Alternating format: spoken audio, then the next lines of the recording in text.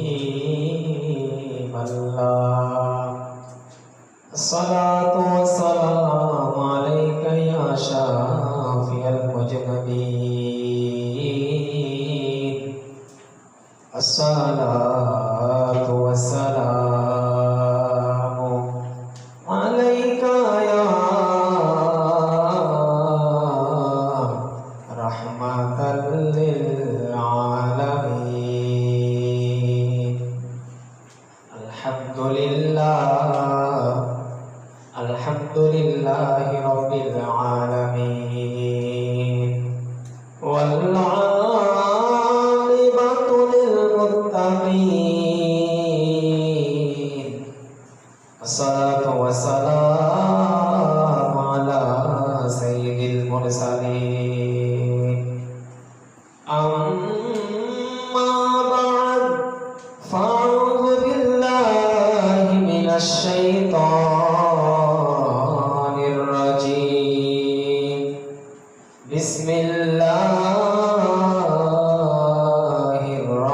الرحمن الرحيم وإذ قال ربك للملائكة إني جاعل في الأرض خليفة إن الله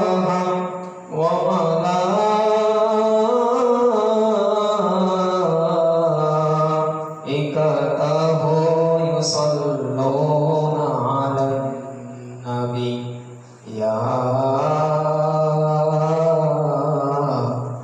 أيها الذين آمنوا صلوا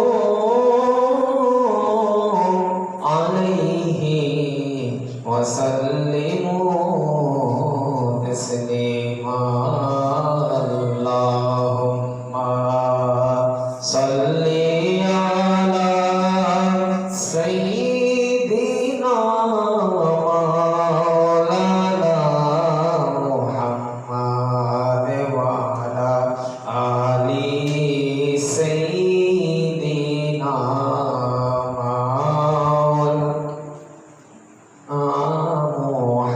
মোহাম্মদ নবী গো আপনার ভালোবাসায়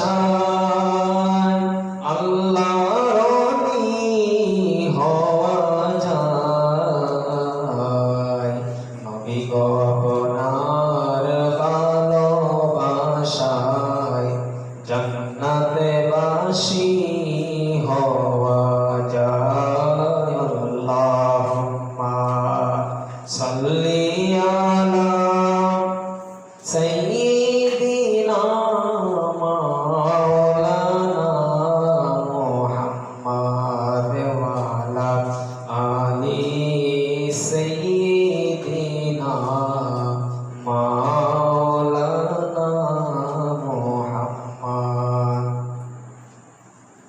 সম্মানিত হাজির, আল্লাহ পাক রব্বুল আলামিন যাদেরকে দয়া করেন মায়া করেন তাদেরকে আল্লাহ পাক রব্বুল আলামিন ভালো ভালো কাজে নিয়োজিত রাখেন। বিশেষ করে যারা আল্লাহর কাছে প্রিয় বান্দা তাদেরকে আল্লাহ ভালোবাসেন। আল্লাহ প্রত্যেকটা বান্দাকে আল্লাহ নেক কাজে নিয়োজিত রাখেন।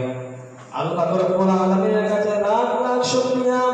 আল্লাহ পাক রব্বুল আলামিন আমাদের প্রত্যেককে গুনাহের কাজ থেকে নিয়ে হেফাজতে রেখে আমাদেরকে কোরআনের বাগানের মধ্যে আমাদেরকে রেখেছেন। এই জন্য আমরা প্রত্যেকে শুকরিয়া আদায় করি আলহামদুলিল্লাহ। আল্লাহ পাক রব্বুল আলামিন আমাদেরকে কেমন ভালোবাসেন একটা ঘটনা স্মরণে আসলো। পরম করুণাময় দয়ালু আল্লাহ তাআলা মানব সৃষ্টি করার চিন্তা করে এবং ফেরেশতাগণকে বললেন, আমি আমার প্রতিনিধি মানব সৃষ্টি করতে চাই। কিন্তু ফেরেশতারা আল্লাহর এই কথা তারা মানল না। ফেরেশতারা বললেন, হে আমার প্রভু, হে আমার প্রভু, আমরা সর্বদা আপনার ইবাদত করার জন্য নিয়োজিত আছি। মানব সৃষ্টি করলে তারা নিজেদের মধ্যে হিংসা বিভেদ মারামারি করবে। আমার আল্লাহ পাক রব্বুল আলামিন আল্লাহ বলেন, হে ফেরেশতাগণ, আমি যা জানি তা তোমরা জানো না। তোমাদের মতামত আমি চাই না।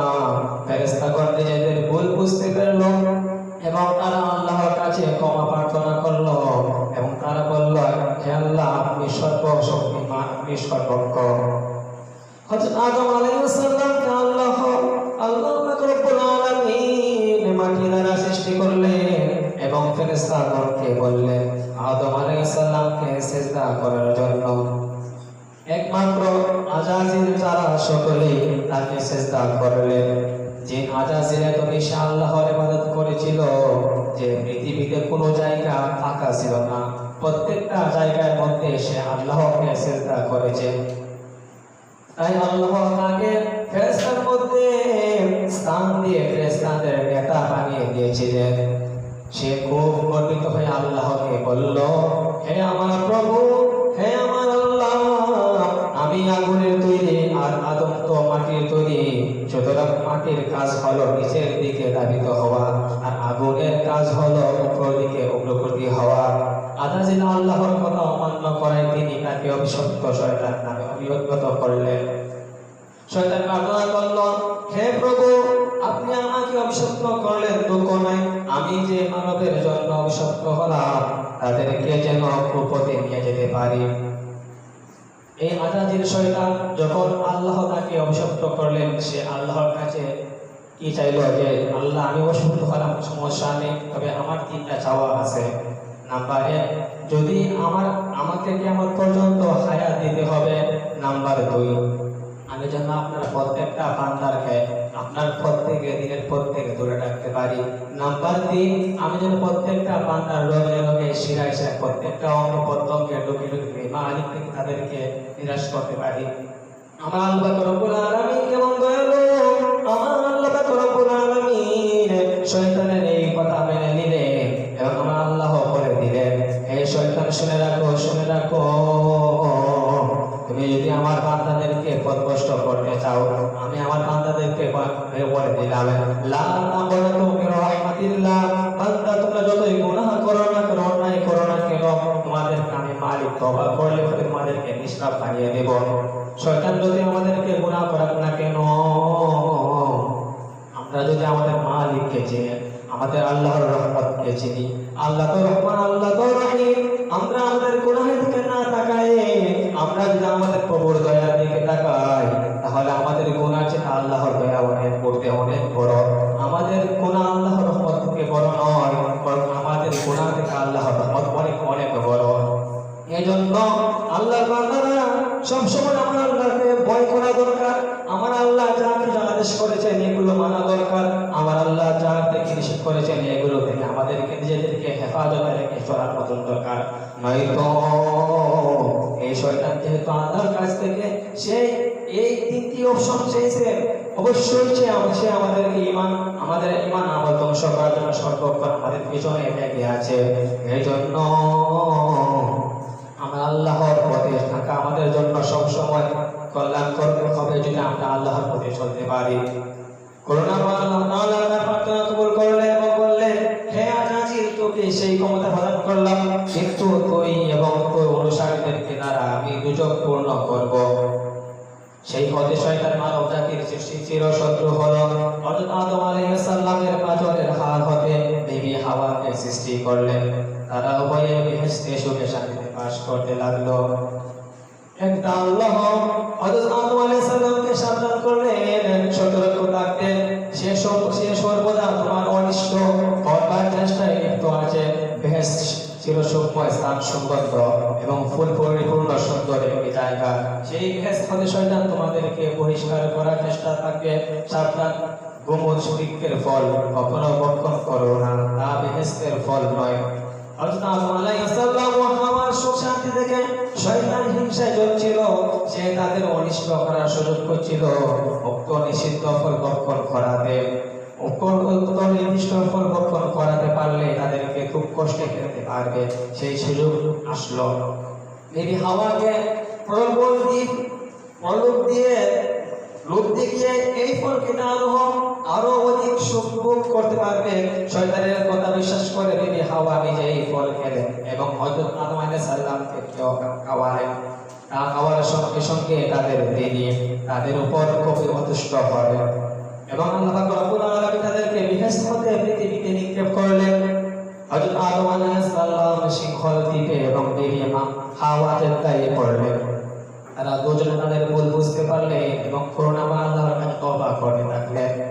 আমার আল্লাহ নিষেধ করলেন বাবা আদম আলাইহিস সালাম এবং মা হাওয়া আলাইহিস সালামকে যেন তারা যেন আল্লাহর কথা অমান্য করে, তারা যেন এই ফলটি ভক্ষণ না করে। কিন্তু তারা শয়তানের ওয়াসওয়াসায় পড়ে এই ফলটি ভক্ষণ করার পর আমার আল্লাহ পাক রব্বুল আলামিন রাগান্বিত হয়ে তাদেরকে দুনিয়ার মধ্যে নিক্ষেপ করলেন। নিক্ষেপ করার পরে তারা কান্না করলো। কান্না করতে করতে 365 বছর কেটে গেল। আমার আল্লাহ পাক রব্বুল আলামিন তাদের কোনো দোয়া কবুল করলেন না। তারা কান্না করতে করতে আমার আল্লাহ পাক রব্বুল আলামিনের কাছে আরজি করলো, আল্লাহ আমরা ভুল করেছি, আমাদেরকে ক্ষমা করে দাও। আমার আল্লাহ পাক রব্বুল আলামিন তাদেরকে ক্ষমা করেন নাই। তখন আদম আলাইহিস সালামের স্মরণে আসলো বেহেশতের প্রতিটি ঘরে ঘরে, প্রতিটি পাতায় পাতায়, প্রতিটি জায়গায় জায়গায় একটা নাম লেখা আছে, লা ইলাহা ইল্লাল্লাহু মুহাম্মাদুর রাসূলুল্লাহ। এই মুহাম্মদ রাসূলুল্লাহকে আল্লাহ পাক রব্বুল আলামিন ওনার নামের সাথে সংযোগ করে আল্লাহ পাক রব্বুল আলামিন বেহেশতের প্রত্যেকটা জায়গায় জায়গায় লিখে দিয়েছেন। আমি আল্লাহ পাক রব্বুল আলামিনের কাছে ওই নামের ওসিলা যদি তওবা করি, অবশ্যই আল্লাহ পাক রব্বুল আলামিন আমাদের তওবাকে কবুল করবেন। তখন মা হাওয়া আলাইহিস সালাম ও আদম আলাইহিস সালাম ওই নামের ওসিলায়, কলিমার ওসিলায় আল্লাহ পাক রব্বুল আলামিন দরবারে আরজি করলেন, হে আল্লাহ পাক রব্বুল আলামিন, তোমার নামের পাশে যে নামটা দেখলাম বেহেশতের মধ্যে, আল্লাহ এই নামের ওসিলায় আমাদেরকে maaf করে দাও। আমার আল্লাহ পাক রব্বুল আলামিন 165 বছর কাটার পরে আমার নবী ওসিলা আদম আলাইহিস সালামকে maaf করে দিলেন।